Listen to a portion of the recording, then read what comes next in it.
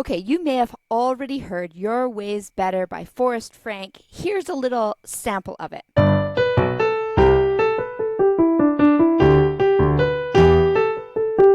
So that is the most common one you might have heard. There's lots of fun dance done to it, and it is a really fun, hopeful anthem. So in today's video, I wanted to actually gift this tutorial for those of you who may have even seen a falling key tutorial and thought, oh, it's moving so fast, I don't know what fingers to use, or perhaps it was at a level that didn't suit you. So today we're going to work at late elementary, early intermediate level, but if you're watching it as a teacher, this might give you ideas for helping students you're working with, or if you're a student at any level, you might be able to use these ideas to expand into creating your own way of playing this piece. So let's get started. So first of all, there's some fun facts. It has a 4/4 time signature. It's in the key of G major, which means it has one sharp, F sharp. The words in music are by Forrest Frank and Petar Kristajic. Apologies if I said that wrong. It is in a metronome beat of 72 beats per minute. So that is something to keep in mind. I don't always put a metronome on while I play, but I do often check with it and see if we're in the right zone. We'll be working a little slower today to give you time to practice. Now, one of the things is there are so many words in this piece. That means there's so many rhythms. Some of the measures even have 16 notes in those four beats in one measure. So I thought with this arrangement that we'd just break it down. We'd actually enjoy learning the melody. I admit if I was going to sing this one, I might even transpose it into the key of E major. But I thought we'd stick to the original today so that you could play it along with the track if you heard it, or if your band was playing in G major, this is the original key, but it means it's a bit squeaky for me to sing along, so I won't subject you to that too much today. So this is super fun and I'm excited to be here. So I did create a couple slides so that you could pause these and be able to enjoy them at your own pace. So we're going to call this your improvising toolbox. And whenever I look at a new piece alongside a student or for myself, I might say, okay, what are the things that I'm going to be using today? So you can see at the top of the visual is the G major scale. I put those in colored pink dots, so it was fun and lively. Then these are the triads / chords that you're going to be using in this piece. There's actually two pages of them, so there's actually 9 different triads that we use. And the cool thing about it is we're not going to be using always the whole triad, but these are again tools in your musical toolbox. So let's play through them. We have G major, C major, a D / F sharp, and that means it's the D major chord, but it's going to have an F sharp in the bottom. So you can see it uses the same notes, it's just the inversion. And one thing to note is if playing the whole triad is still hard for you, you can just use that bass note. So if it says G, just play a G. If it says C, just play a C. If it says D over F sharp, the note after that / is the one that's going to be the lowest. Then we have a C / D. That means we have a D at the bottom and we're playing a C chord over it. Listen to it. It sounds really cool. It sounds like it's moving somewhere, which I love. The next, E minor. Then we have a B7 chord over an F sharp. You're not going to be playing all these notes in this arrangement, but again, we're thinking about your toolbox. We're going to have an F sharp at the bottom, and it's essentially this triad, so you could have it in a few different positions. If you want to just play the bass, we'll be going over this again. You would just play the F sharp. The next one, A minor 7, a C2, and that's a fun one. So instead of playing C, E, G, we're playing a C, D, G, And again, these visuals, you can pause. And then lastly, we have the G major chord, or triad, however you want to say it. And we're having the B at the bottom, and we can play it wherever we like. In this piece, he uses a lot of this like really low, like,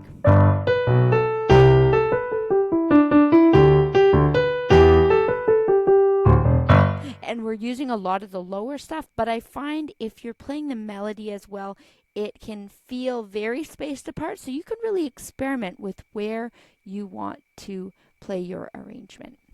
The next thing we want to do, and I know this is a bit of a preamble, but my hope for you is that you're not just learning how to play this exact arrangement today, which you will, but you're also learning what you would do if you're trying to create your own arrangement. So for this one, I had to make a decision. I thought, are we going to be singing all of this today, which you might, or are we going to create an arrangement that has the melody?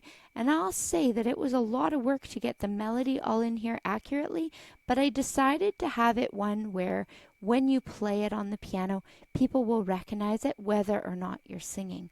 If you have someone with a great voice, or if you're someone with a great voice and you want to just play a chord outline, there's ways of doing that too.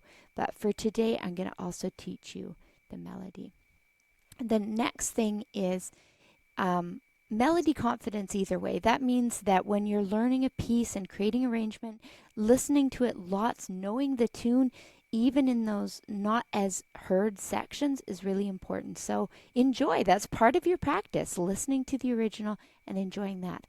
I also recorded an elementary version of this already, so that if you want to listen to that in its entirety first, you can do that as well. Active listening, we always do that together when I'm teaching, but you can do that as well. Tap along, see if you can find those little bass patterns, and think about the rhythm. Bum ba dum ba dum, ba da bum bum bum. So you're going to be tapping when you hear those little bass lines, and that might be fun as well. Then we're going to learn the melody. Today we're going to do a combination of rote, watching, and also the visual. If you know how to read sheet music, I've got it here for you. Finger planning is something that gets missed when we're working on following key visuals, and I love that that's a choice, because honestly, I'm a very visual learner. It would have been a dream come true to have this much learning on YouTube when I was a student, so I'm a supporter of it. But I will say that the finger planning is an important part of learning to play an instrument in healthy ways, and that's something that a teacher can help you, or seeing it done like this. So today we'll also be talking about how to make the fingers work for creating a musical sound and a healthy way to use your body and your hands at the keys. Rhythmic fun, your triad chord toolbox, and it's okay to start simple with bass lines, and then we're going to expand your ideas. So we have 8 sections to this piece. We're going to start with the introduction. I'm going to first play each section how I might play it as an elementary pianist, and then I'll show you how to break that down. This one has a pickup beat, so you'll notice a lot of rest to start off with. So we're going 1, 2, 3, 4, and a 1, 2, 3, 4, 1, 2, 3, 4. And I love that this like really bouncy groove of the chorus starts in this really peaceful way. So here's your melody.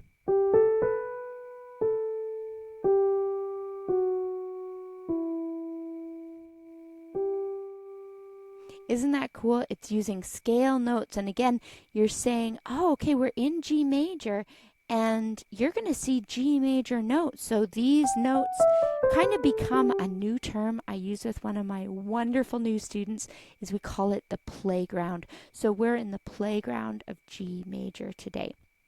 So then in the left hand, you'll see that I didn't play the full triads every time. You can if you like. But if the triads are new to you, then you can also do the outside edges. You can again scroll back to that helpful visual we had here of knowing what ingredients are there. and what the bass line would be, and we can go from there.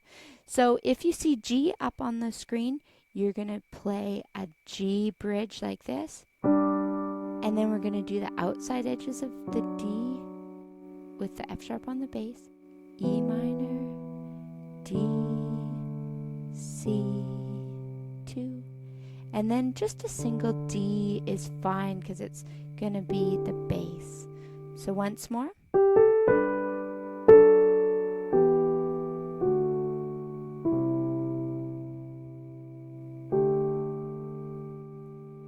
So I love that a little difference in this is that we really get to enjoy what we're creating. I hear a little buzz in my system, and I hope it's not giving you a buzz. So I hope that this gives you kind of this slow, enjoyable way to learn something and then be able to expand this into other pieces that you learn in a similar way.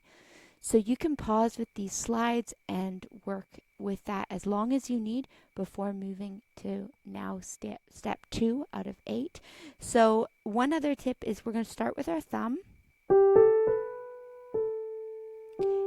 And we're going to cross here with 3 if you can, because that gives us just room to keep a nice smooth phrase. And again, you don't want to use all this fancy fingering for no reason. You really want your time at the piano to be filled with purpose. So I hope this gives some tips along the way. So we're on stage 2, verse 1, and look at all those notes. Now, it would be a little frightening, I admit, if I was an elementary pianist and I was seeing all these notes. I'd think, oh, great, here I started with a load of optimism and now I'm going to be stuck. But I really think we can do this. So, ironically, the first words are, when I'm overwhelmed within. You might feel overwhelmed, but I tell you, we're going to figure it out. So the first is we'll start with finger 3, because I think that's a good practical choice for reaching all the notes in the first little phrase, when I'm overwhelmed within. So it goes like this. 1, 2. And you might think, wow, all those notes were just these 4 notes? And let's listen again. You're going to hear the rhythm just like you would have if you're listening to the song. 1, 2. I love it. You're going to have that. We'll go over the melody first before we go into the chords. Now, from the weight of all my sin. Now, again, we're using the G major scale notes, and we've got these 4. Goes starting on A. 1, 2. You'll notice that the rhythm stayed consistent. So you're like, oh, when I'm overwhelmed within. And you'll feel that kind of sway from listening to the music. The next one, we're going to take a look at the finger choices there. I'm going to double check my notes. Oh, yeah. So we were up here with our thumb on G. So where we go, I need a friend to call my own. We're going to go like this. Maybe from 3, just like.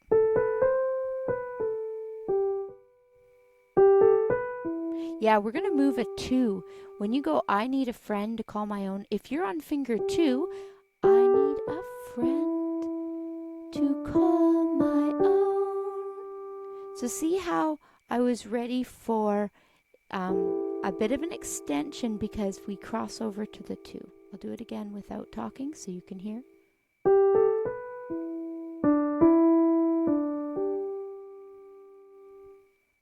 Our last part is I need a house to call my home. I love that. So again.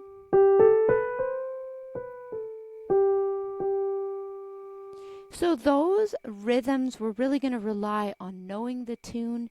These ones were the best that I could notate, and I think they're pretty accurate.